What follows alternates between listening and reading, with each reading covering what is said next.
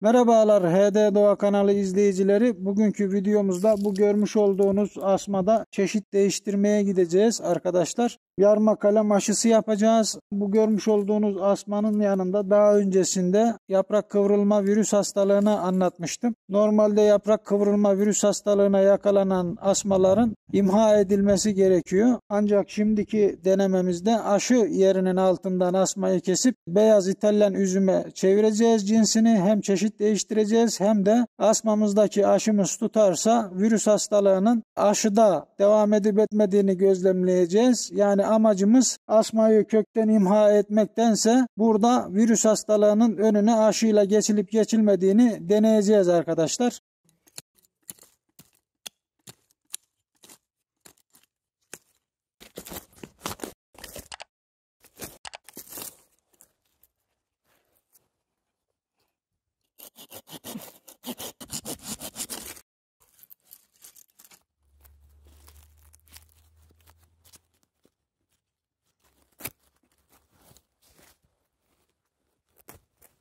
Evet arkadaşlar, şimdi aşı kalemini dişi omcadan alacağımız için, bu da erkek omca olduğu için buradan dişiyi bırakacağız bahar döneminde. O yüzden 1, 2, 3 göz üzerinden dişiyi kesiyorum. Bu gözümüzün altında 5 santime yakın yer var. Asmalarda kalemi açarken göze yakın açacaksınız. Kalemin bu göz üzerinin olduğu yerlerde sülük, yaprak, sap varsa bunları almanız gerekiyor. Ben bu kalemi 3 göz üzerinden açacağım.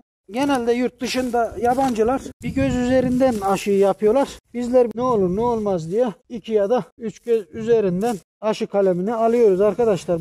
Su kaybının önüne geçmek için kestiğimiz, daha açmadığımız kalemleri de su dolu kabın içerisine koyuyoruz arkadaşlar.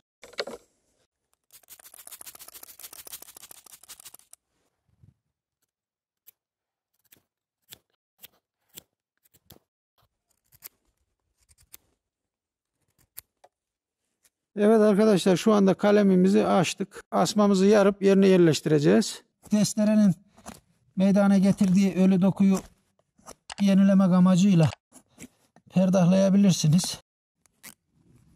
Arkadaşlar, asmada geçenki çalı hünnap yaptığımız gibi sert bir dokuya sahip. O yüzden yarmadan önce alt kısmına bir kelepçe veya bir iple bağlarsanız açacağınız yarık tamamen alta geçmemiş olur.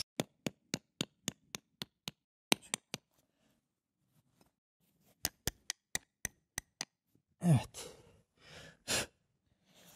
Şu yarılan kısımlarda eğer baltanın vermiş olduğu ölü dokular varsa onları şu şekilde temizleyebilirsiniz. Hafif kesebilirsiniz. Yenileyebilirsiniz arkadaşlar kenarlarını. Burada önemli olan buradaki kabukların birbirine temas etmesi.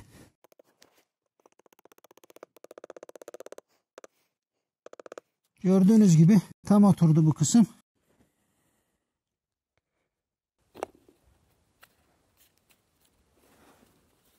Asmada genel itibariyle pamuk ip ya da rafya kullanıyorum bağlarken asmayı. Sebebi de tekrar geleyim işte ipini çözeyim, oradan bağını çözeyim şeklinde herhangi bir ihtiyaç duymuyorum arkadaşlar. Kendiliğinden bu pamuk ipliği olduğu için belli bir zaman sonrasında burada çürüyüp gidiyor. Evet arkadaşlar, sıkı bir şekilde asmamızı bağladık görmüş olduğunuz şekliyle. Herhangi bir şekilde toprakta hastalık falan olursa araya gitmesin. Kaynaşmanın sağlıklı olması adına asmanın kendinden bir parça koyabilirsiniz.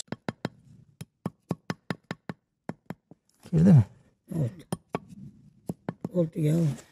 Yerine oturtturduk. Evet arkadaşlar, şimdi macununu sürüyoruz. Sürmeseniz de olur ama ben macun kullanmaktan yana olan birisiyim. Yapmış olduğum aşıların çoğunda macun kullanıyorum. Görmüş olduğunuz gibi. Alt kısmını yaptık. Üst kısmı da yapabilirsiniz. Toprakta hastalık olursa asmaya bulaşmasın.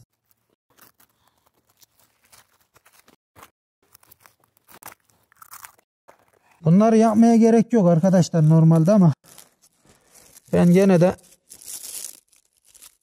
hava alırsa mantığıyla. Evet arkadaşlar, şimdi toprağını dolduracağız. Şimdi bunu kümbetleyeceğiz. Yani köstebe göbeği gibi herhangi bir şekilde asma gözükmeyecek, kalem gözükmeyecek şekliyle aşıyı gömeceğiz arkadaşlar. Yani kaleme, aşıya soğuk vurmaması adına aşıyı tamamen toprağın altına gömüyoruz arkadaşlar. Yani yapacağınız aşı normal İngiliz dilcikli İngiliz aşısı dahi olsa bu dönemde bir şekilde toprak muhafazasına almanız gerekiyor. Bizleri izlediğiniz için teşekkür ederiz. Videolarımızı izlemeyi, videolarımızı beğenmeyi, videolarımıza yorum yapmayı unutmayın. Yeni videolardan da haberdar olabilmek için de bildirim zilini açın arkadaşlar. Doğada kalmanız dileğiyle kendinize iyi bakın. Görmüş olduğunuzda kümbetli yarma kalem aşısı asmada.